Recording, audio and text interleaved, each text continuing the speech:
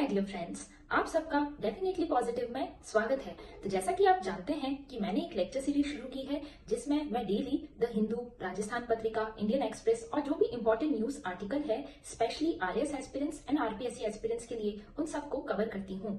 तो चलिए चलते हैं हम अपनी फर्स्ट न्यूज की ओर।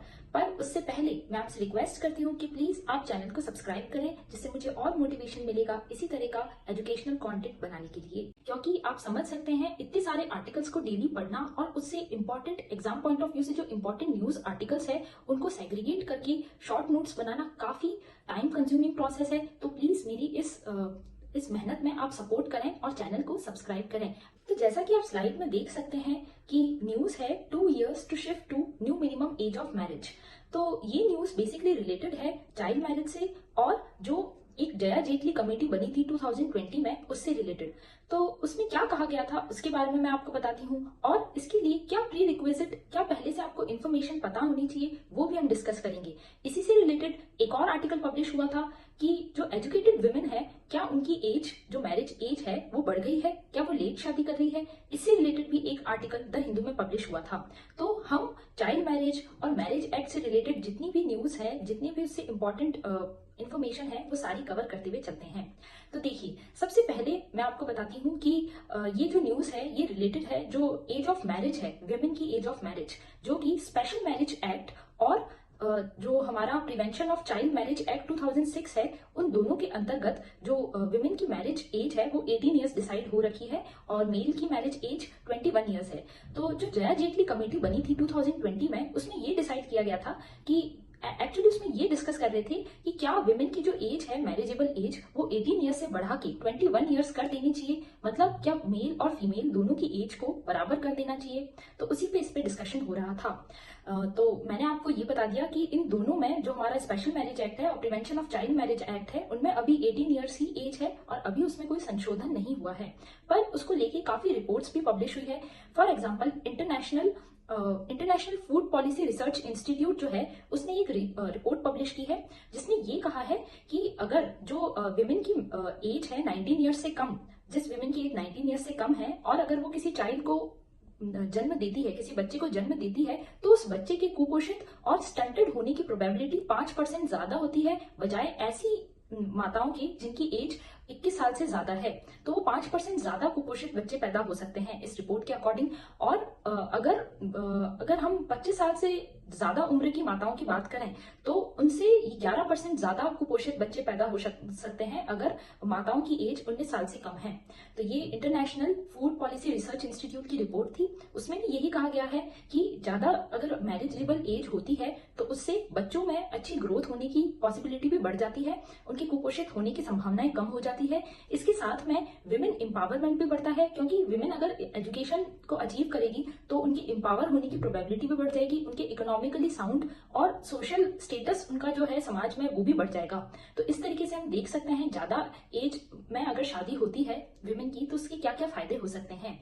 अब अगर मैं हिंदू मैरिज एक्ट की बात करूं तो हिंदू मैरिज एक्ट 1955 में ये कहा गया था कि अगर जो फीमेल है उनकी एज अगर 18 इयर्स है और मेल की एज 21 इयर्स है तो ये एकदम अप्रोप्रिएट है। उसमें यही कहा गया था, उसका जो सेक्शन 5 है उसमें। पर उसमें चाइल्ड मैरिज को वॉइड नहीं किया गया था। मतलब अगर चाइल्ड मैरिज होती भी है तो अगर माइनर की रिक्वेस्ट है कि चाइल्ड मैरिज को वॉइड कर दिया जाए तो उसको वैलिड कर सकते हैं।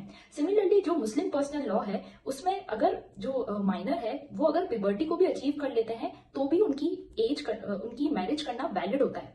तो ये कुछ पर्सनल लॉ से रिलेटेड बातें थी, वो भी मैंने आपको बता दी।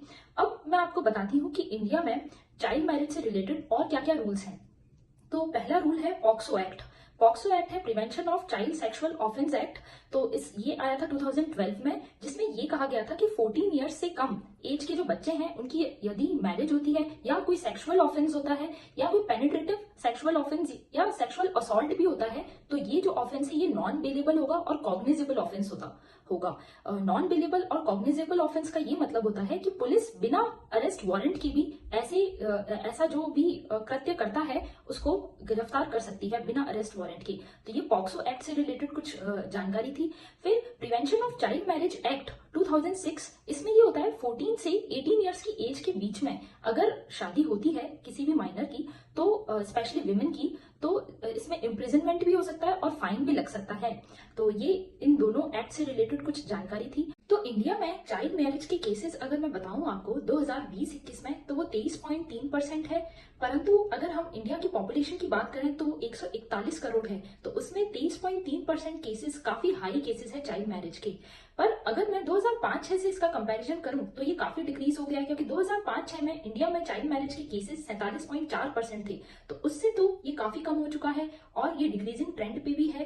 पर अगर मैं इंडिया की कुछ स्पेसिफिक स्टेट्स की बात करूं, स्पेशली 8 स्टेट्स जहां पे आज भी चाइल्ड मैरिज के काफी केसेस आते हैं, तो हम देख सकते हैं उसमें राजस्थान की अगर मैं स्पेसिफिकली बात करूं तो राजस्थान में ये केसेस अब कम होके 25.4% रह गए हैं, पर ये भी काफी ज्यादा नंबर है और इसको कम करने की इमीडिएट आवश्यकता है।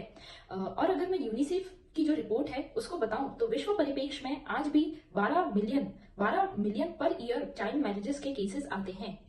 तो ये कुछ इंफॉर्मेशन थी चाइल्ड मैरिज से रिलेटेड।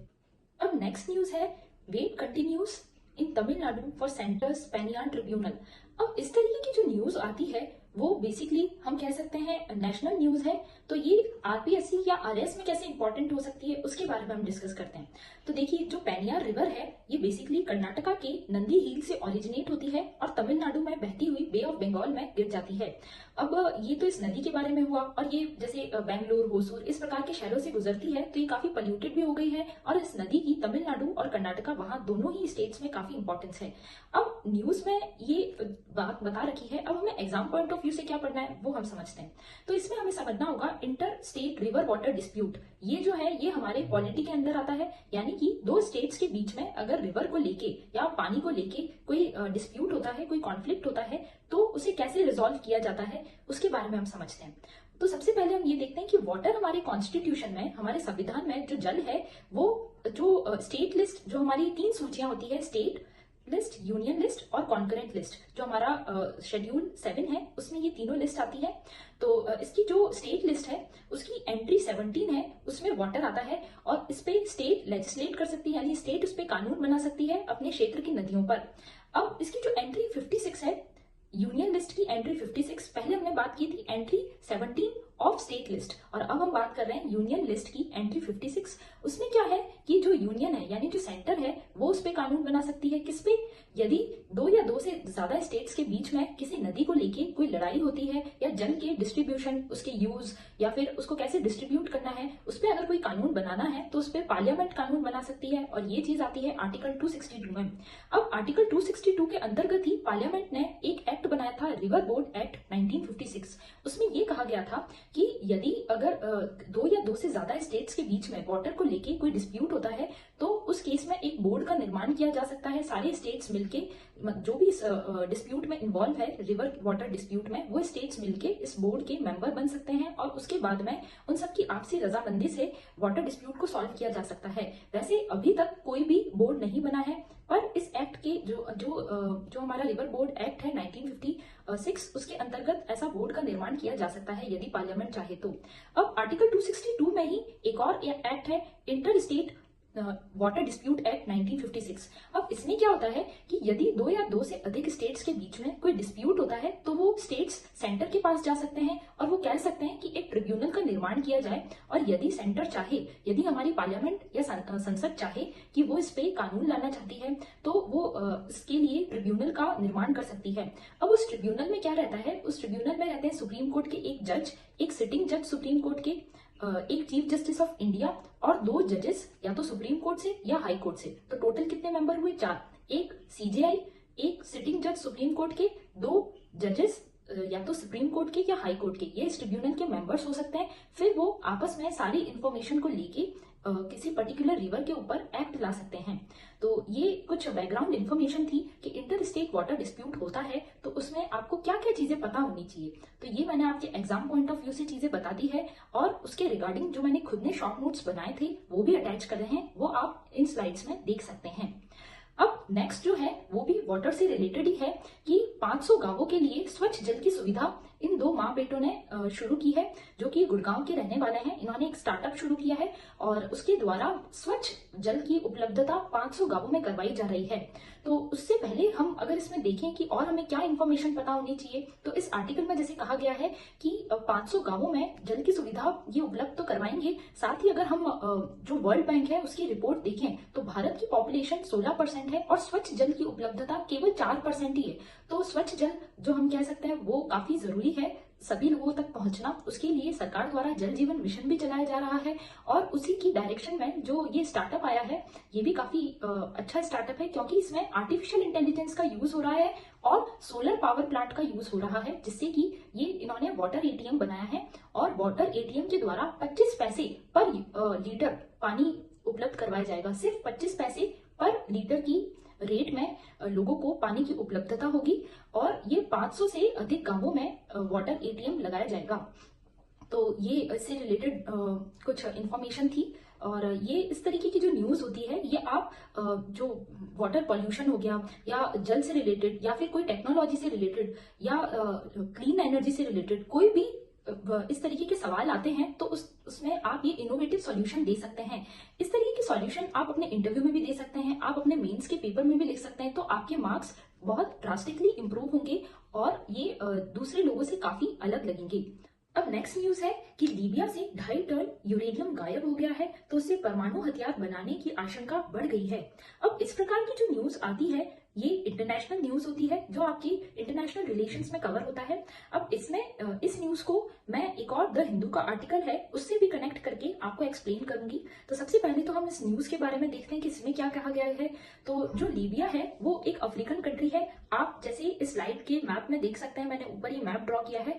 तो अफ्रीका के नॉर्थन साइड में लीबिया कंट्री है और उसकी राजधानी है त्रिपोली। उससे 660 किलोमीटर की दूरी पर साभा नामक एक क्षेत्र है जहां से ये जो यूरेनियम है 2.5 टन यूरेनियम वो गायब हो चुका है। वैसे ये प्राकृतिक यूरेनियम है तो इससे जो परमाणु हथियार तात्कालिक रूप से नहीं बनाए जा सकते हैं। ऐसा किसने कहा है? ऐसा कहा है इंटरनेशनल एटॉमिक एनर्जी एजेंसी ने, जो अंतरराष्ट्रीय परमाणु ऊर्जा एजेंसी है, उसने ऐसा कहा है कि इस प्राकृतिक यूरेनियम से तुरंत परमाणु हथियार नहीं बना सकते।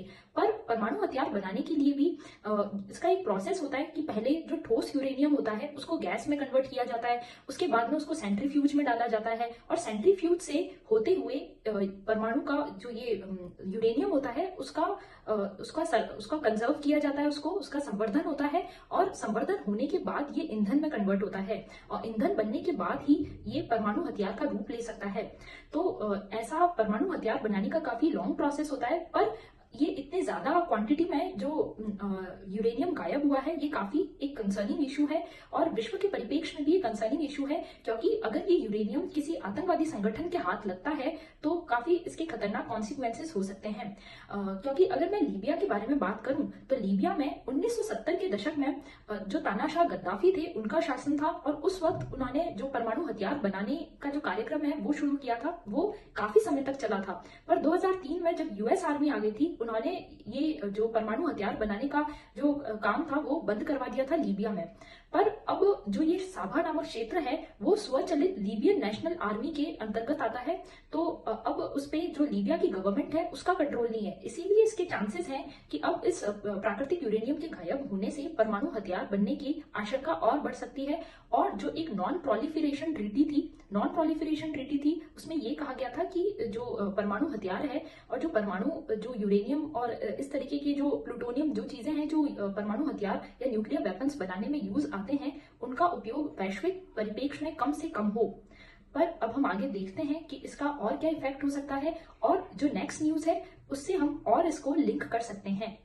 अब ये वाली जो न्यूज है ये है कि Australia to buy nuclear submarine from US under AUKUS, और एक आर्टिकल है इंडिया एंड एंग्लोस्फीयर। ये दोनों आर्टिकल बेसिकली लिंक्ड है और जो लीबिया वाली हमने न्यूज देखी वो भी इस आर्टिकल से कहीं ना कहीं लिंक है।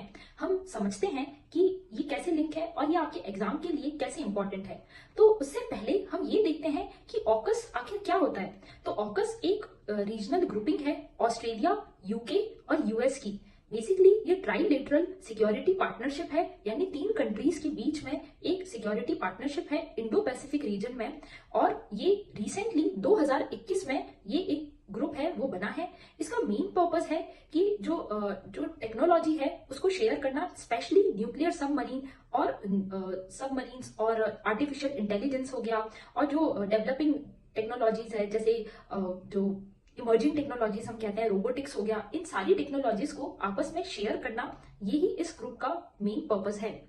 अब मैं अगर इंडिया के परिप्रेक्ष्य में बात करूं तो इंडिया को इस ग्रुप से क्या कंसर्न हो सकते हैं, यानी इससे क्या हमें दिक्कत हो सकती है, पहले हम वो पॉइंट समझते हैं, फिर इंडिया इस ऑकस ग्रुपिंग से कैसे लाभ उठा सकता है उसे भी देखते हैं। तो पहले हम देखते हैं कि कंसर्न्स क्या हो सकते हैं।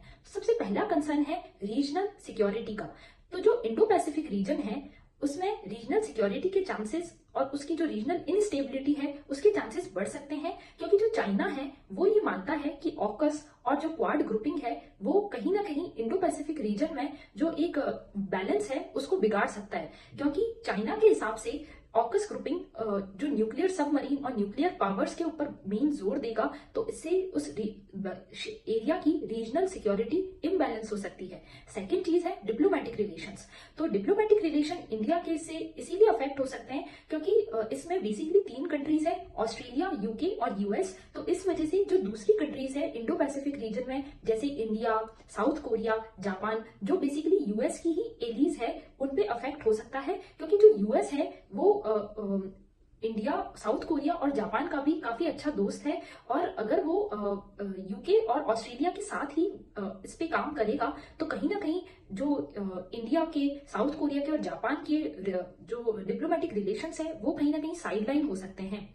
अब तीसरा है कि नॉन प्रोलिफरेशन ट्रीटी जो है उस पर भी इससे इम्पैक्ट पड़ सकता है। आप ये वाला आर्टिकल भी देख सकते हैं जिसमें ये कहा गया है कि रशिया ने इस पे बेसिकली कंसर्न जताया है कि यदि ये न्यूक्लियर सबमरीन और इस तरीके की टेक्नोलॉजी को एक्सचेंज करेंगे तो कहीं ना कहीं पूरे विश्व के परिप्रेक्ष्य में भी न्यूक्लियर पावर को और बढ़ाने पर एक होड़ मच सकती है। जैसा कि लीबिया में अभी 2.5 टन जो यूरेनियम है वो गायब हुआ है, तो इसी तरीके की और भी खबरें सुनने में आ सकती है, और जो न्यूक्लियर वेपन्स है उनको बढ़ाने का और उनको बनाने पे एक होड़ मच सकती है, और नॉन प्रोलिफरेशन ट्रीटी का जो ऑब्जेक्टिव है वो कहीं ना कहीं धूमिल हो सकता है। फिर नेक्स्ट चीज है इकोनॉमिक इशू।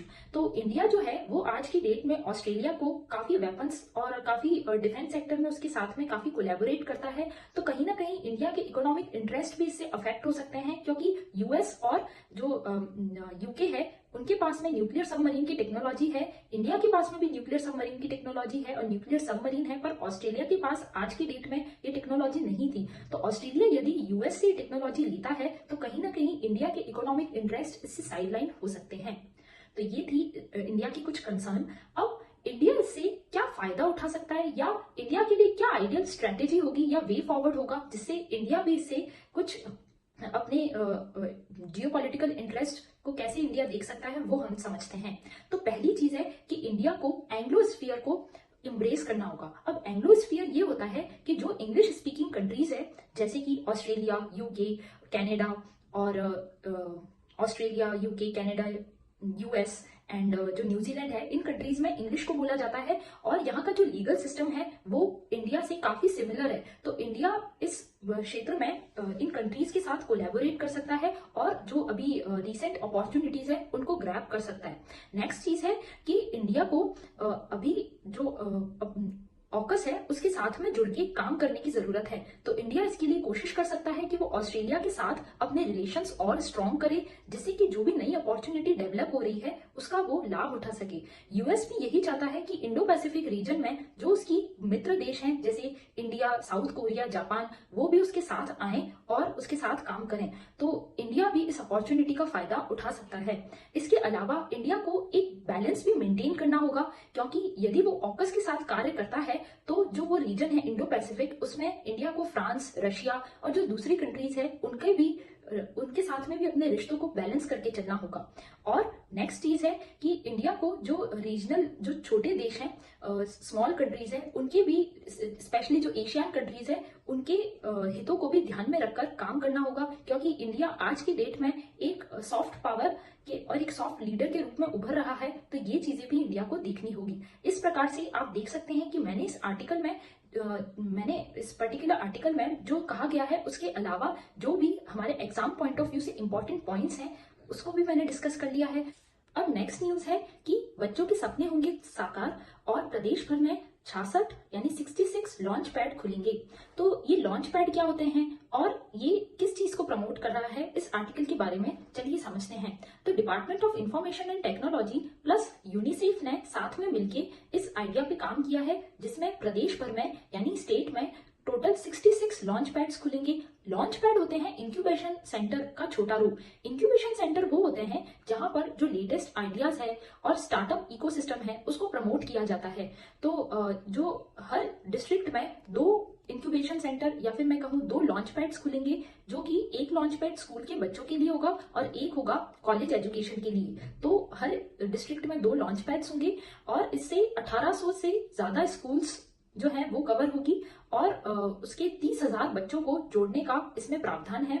और ये लक्ष्य रखा गया है कि 30,000 बच्चों से ज्यादा को इसमें जोड़ा जाएगा, जिससे प्रदेश भर में स्टार्टअप इकोसिस्टम प्रमोट हो, आर्टिफिशियल इंटेलिजेंस की ट्रेनिंग दी जाएगी, इकोनॉमिक हेल्प की जाएगी ऐसे बच्चों को जिनके आइडियाज काफी यूनिक होंगे। और इसमें बहुत सारे सेक्टर्स कवर है, जैसे education, medical field, tourism, travel, telecommunication, medicine और इसमें है पेट्स एंड एनिमल्स। इस प्रकार के बहुत सारे सेक्टर्स इसमें कवर हैं।